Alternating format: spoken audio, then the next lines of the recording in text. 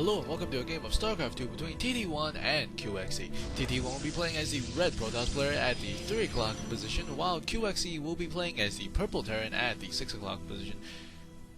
This map is going to be Metalopolis, and between these two players we should see some great battles. And TT1 was trying to harass the SCV that was building the barracks, and QXE did the correct move of bringing the SCV down to fight the little probe by himself.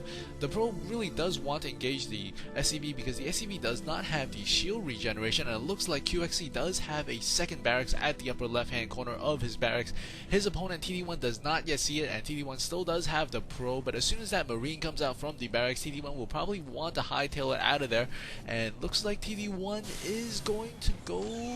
oh, he's not going to scout the secondary barracks. So if we take a look at the vision of TT1, he does not see the barracks at the upper left hand corner of the base of QXE, and QXE is still inside the base of TT1. He will see the cyber core going down at the back, and I think he will also pick up the assimilator going up at the upper corner. He hasn't seen it just yet, but his SCV will be able to get in there if he wants to. So one player, QXE, has a secondary barracks that his opponent does not know about, but looks like QXE will be able to spot that secondary gas. He has spotted it. And it looks like 2 gateways for TT1 and 2 barracks for QXE at this moment. And there's one pylon at the top of the ramp of TT1. This is a little bit unusual because most players do not like to put pylons near the very, very top of the ramp, because the Terran player in this case could run an SCV or a Marine up here and have a group of Marines and Marauders here to snipe off this pylon. But the pylon does give him the ability to warp in units outside of his base, but he can also do so here. I think a slightly better positioning of the pylon would be to put it on the side over here, but that is just my opinion, because sometimes you would want to have some forces at the middle of the map, and this probe does pick up the Reaper that is running across the grass fields of Metalopolis, and he is on the highway to the base of TT1, and he is not going to engage, it looks like. I believe the probe went down to the Marine over there, and the Reaper is going to come in here. He might be able to pick up the sentry if he runs up the ramp really quickly. He does jump up on the side. The pylon actually blocks his way, so I guess the pylon was worth it because he was not able to kill off the sentry. He will try to, barely escapes the sentry, barely escapes the Reaper, and it looks like there's going to be bunkers going up right outside the natural expansion of TT1. TT1 is going to immediately open up a third gateway. The third gateway will help him a lot, and it looks like we might see some harass from the side of QXE, and QXE will be able to take down one of those probes. Second probe, third probe goes down, and more probes are getting harassed. And notice the army of TT1 not moving. This is exactly what you need to do. You need to take care of the harass with the correct amount of units. At that time, you really didn't need that many units, because if he took the sentries away from the top of the ramp, he might risk having a pack of Marines and Marauders charge up it and completely destroy his base. And it looks like he will be warping in more units. If we take a look at the army size right now, 39 to 38. Both players pretty much even, as both of them have around 24 or 25 harvesters, and we see the unit composition will be a lot of Marauders, and there are some Stalkers being warped in on the outside. Maybe this was a mistake. Maybe he wasn't looking on the screen when he warped in. The Stalkers are outside. They are cut off from his reinforcements. One Stalker goes down almost immediately. That is a really expensive Stalker. This sentry also might go down. He loses 2 Stalker, 1 sentry there in that battle, but he does get off some very good force fields. He managed to kill off 2 Marauders here, and more Marauders are going to be reinforcing these units, and 2 Marauders are being produced at the moment, and some more units being warped in right in front of the Marauders. This is not a great idea. And when you warp them in, the opponent will be able to shoot down all of the shield, and he might be able to pick off the third Marauder, and the third Marauder does run away, and the Marauder wants to go inside the bunker.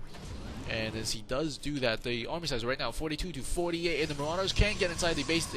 There's a lot of probes to be had while we follow the main action with the forces of TT1. He is going to try to get inside the base of his opponent QXE. He does get inside successfully, but there is going to be one Marauder. He is focusing fire on the Marauder. The SCVs are trying to get in the action. The Zealots are being blocked by his own Stalkers there, and he's trying to kill off these SCVs. He should really move up his forces. As he finally does that, he really needs to kill off the SCVs and anything that goes into these bunkers. SCVs coming off the line to repair, and he's aiming now for the Marauders, which is what he needs to do, but the other Marauder does get inside the other bunker, which will increase his life a little bit. And we see that the forces of QXE was deterred by TT1 inside the base of TT1 at the lower right hand corner of your screen, and this Marauder is still up and running inside the base. A lot of SCs repairing, and it looks like there's going to be more Marines and Marauders.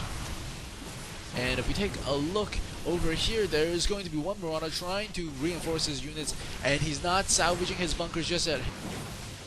His bunkers are still up and running, and this Marauder is trying to distract TT1, and TT1 does put down a force field, very good force field there, preventing QXC from going into his base earlier, and now preventing QXC from reinforcing. There are two Marauders inside, barely alive, and the Marauder is trying to pick away at the sentry. We'll be able to take it down. If we take a look at the income tab, the Protoss player is well ahead because he did manage to kill off a lot more SCVs in those engagements, and these sentries are really, really good, both right over here in front of the base of QXC and also at his own base, and QXC is hurting a lot right now. If we take a look at the army count, 25 to 55 as the Protoss has taken a commanding lead. There was a command center that was going up in the middle of the attack.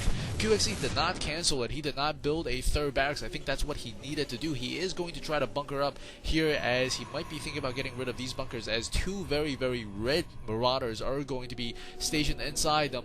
It looks like TT1 might be thinking about pushing out right now, as he does have the Guardian Shield up, and that's going to reduce some of the damage. He does get the Sentry destroyed, but he will be able to take down that one bunker. Will he be able to take down this one Marauder that's fleeing? The Marauder probably will be able to successfully run away. Army size 25 to 57. If we take a look at the compositions, we see a lot of Marauders, which is what you would need as a Terran at this moment, but he probably wants maybe another set of barracks instead of this command center with the orbital command. I don't understand why that is, and this Marauder is coming over here, and he does deny the Marauder from running up.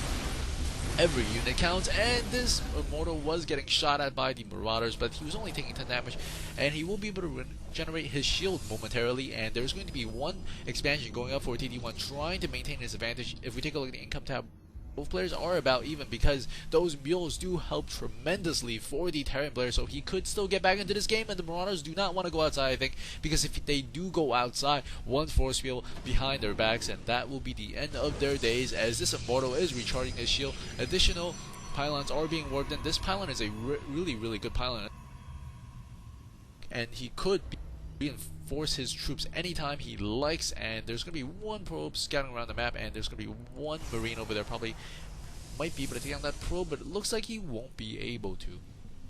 Army size at 39 to 72. The Terran player is bunkered up. This is exactly what he needs to do, but the Protoss player could probably make something happen here if he has really, really good force field placement.